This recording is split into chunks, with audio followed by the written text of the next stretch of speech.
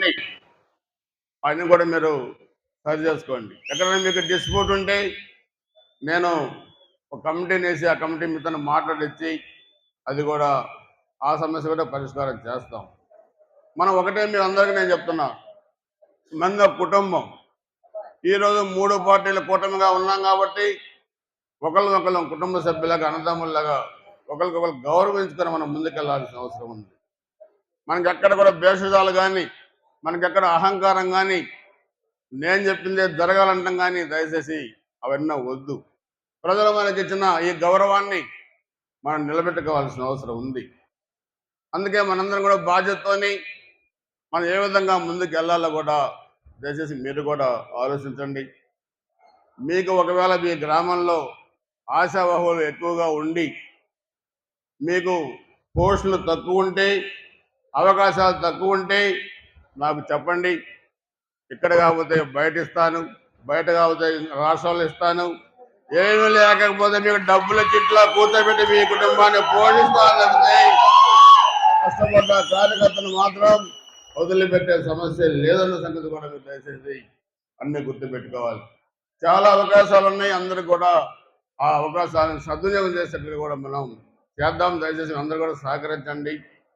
ఎక్కడ కూడా మీరు ఇబ్బంది పెట్టద్దు, నన్ను ఇబ్బంది పెట్టద్దు. అందరం కుటుంబంలాగా పనిచేసుకుందాం అని చెప్పి మీకు నేను తెలియజేస్తున్నాను. ఇది ఒక రోల్ మోడల్ నియోజకవర్గం, మోడల్ నియోజకవర్గంగా మనం తయారు చేయాలి. దానికి నేను ఒక ప్లాన్ ఆఫ్ యాక్షన్ కూడా తయారు చేస్తా ఉన్నాను. నాబార్డు నుంచి నిధులు కానీ వివిధ డిపార్ట్మెంట్స్ ఇంకా నిధులు తీసుకొచ్చి మనం గ్రామాలను కూడా అభివృద్ధి చేద్దాం. తప్పకుండా ఒక ప్లానింగ్లో కూడా ఉన్నాం. నిధులు తీసుకురావడానికి ఏ మార్గాలు ఉన్నాయో ఆ మార్గాలన్నీ కూడా చేసుకొచ్చి అవి కూడా మీకు ఇస్తాం. మన గ్రామాలని అభివృద్ధి చేసుకోండి. దయచేసి ప్రజలు మనకి ఇచ్చిన అవకాశాన్ని మీరు సద్వినియోగం చేసుకోండి. అనవసరమైన విషయాల్లో ఇన్వాల్వ్ కావద్దు, అరాచకాలకి వెళ్ళొద్దు, అనవసరమైన దాడులు చేయొద్దు. తప్పు చేసిన వాళ్ళని మీరు వదిలిపెట్టినా నేను వదిలిపెట్టనని చెప్పి కూడా స్పష్టంగా దానికి ఒక పద్ధతి ఉంది, దానికి ఒక మార్గం ఉంది. అవన్నీ కూడా నేను ఆలోచిస్తున్నాను. తప్పకుండా మిగతాన్ని వ్యక్తిగతంగా మాట్లాడతాను. ఇబ్బంది పడ్డ ప్రతి కార్యకర్తని వంట ఉన్నాయనే పిలిచి మాట్లాడి ఆ సమస్యలు కూడా పరిష్కారం చేస్తానని చెప్పి కూడా తప్పకుండా నేను మీ అందరూ కూడా తెలియజేసుకుంటున్నాను. అందుకే ఈరోజు ఒక నియోజకవర్గంలో అధికారం ఉన్నా లేకపోయినా ఇన్ని సంవత్సరాలుగా ఈరోజు ఒక వ్యక్తిని మీరు అభిమానించారంటే, మద్దతు ఇచ్చారంటే నాకు మరలా జన్మంటూ ఉంటే గుజరాత్ నియోజకవర్గంలో నేను పుట్టాలని చెప్పి నేను కోరుకుంటున్నాను. నేను తెలియజేసుకుంటూ ఏమన్నా దయచేసి వ్యక్తిగతంగా నా దృష్టికి తీసుకురండి. ఈరోజు మనకున్నారు గంగా కృష్ణమూర్తి గారు కూడా అక్కడ 2 సార్లు ఎమ్మెల్యేగా పనిచేశారు. అదేవిధంగా ఎమ్మెల్సీగా ఉన్నారు. ఎమ్మెల్సీగా ఉండి మన పార్టీలో చేరారు. 2019లో కాసు మహేశ్వరి విజయాన్ని కృషి చేస్తే వాళ్ళ సొంత ఊళ్ళో కూడా మీటింగ్ పెట్టుకోలేని పరిస్థితి. ఇక్కడ కోటయ్య గారు ఉన్నారు, జడ్పీటీసీగా ఉన్నారు పిడుగురాళ్ళలో. ఆయన్ని అవమానించారు, ఆ కుటుంబాన్ని అవమానించారు. అందుకే ఈరోజు ఆయన మరలా తెలుగుదేశం పార్టీ మాతృ సంస్థ. మీ అందరం కూడా 94 ఎన్నికలప్పుడు తెలుగుదేశంలో ఉండి పనిచేశాం. తర్వాత వివిధ కారణాల వల్ల పార్టీలు వెళ్ళినా మరలా ఈరోజు అందరం కలిసిమెలిసి మనం ఒకే పార్టీలో కుటుంబంగా కూడా మనం పనిచేసుకుంటున్నాం.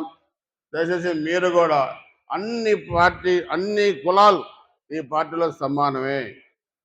దీంట్లో ఒక కులం ఎక్కువ, ఒక కులం తక్కువ అనే ఎక్కడ కూడా గ్రామాల్లో మీరు ఆ వ్యత్యాసం చూపించకుండా తప్పకుండా ఒక్క ఓటు ఉన్న వాళ్ళు కూడా మనకి ఇంపార్టెంటే, గ్రామాల్లో గుర్తుపెట్టుకోండి అని చెప్పి కూడా మీకు స్పష్టంగా తెలియజేసుకుంటూ అందరూ కూడా దయచేసి మరి భోజనం చేసి వచ్చిన తర్వాత గ్రామాల వరకు కూర్చొని మీ సమస్యలు ఏమున్నాయో నా దృష్టికి తీసుకురండి.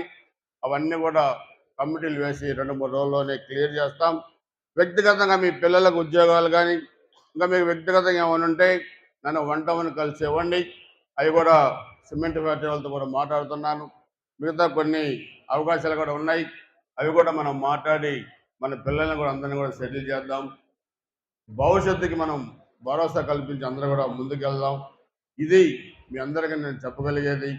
మరొకసారి మీరు నాపై ఉంచిన బాధ్యతని తెలుగుదేశం, జనసేన, బీజేపీ కూటమిని గెలిపించిన మీ అందరికి కూడా, ఎంతో కష్ట నష్టాలకు వచ్చిన మీ అందరికి కూడా, అవమానాలకు వచ్చిన మీ అందరూ కూడా మరొకసారి సరస్సు వచ్చి నమస్కారం చేస్తూ సెలవు చేసుకుంటున్నాను. జై హింద్, జై తెలుగుదేశం, జై జనసేన.